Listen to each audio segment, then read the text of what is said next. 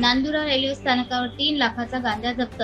नांदुरा शनिवार 20 एप्रिल 2024 संध्याकाळी 12,843 of Ahmedabad puri express Nandura स्थानकावर पोहोचण्याआधी चालू गाडीतून अज्ञात आरोपीने आपल्या ताब्यातील गांजा खांब नंबर 522-3133 जवळ फेकून दिला.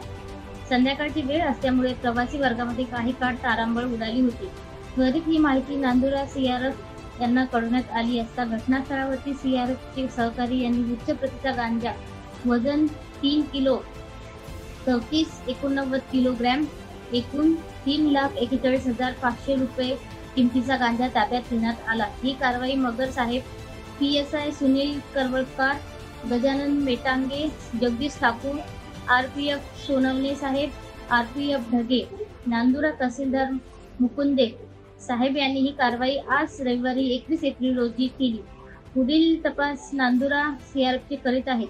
लग्न सराईचे दिवस आणि रणरणत्या उन्हात गांजा तस्करी एक्सप्रेस मधून सुद्धा होत आहेत हे यावरून स्पष्ट होते. हे विशेष prime media 24 news, Gopal Dhage, Nandura, Buldhana.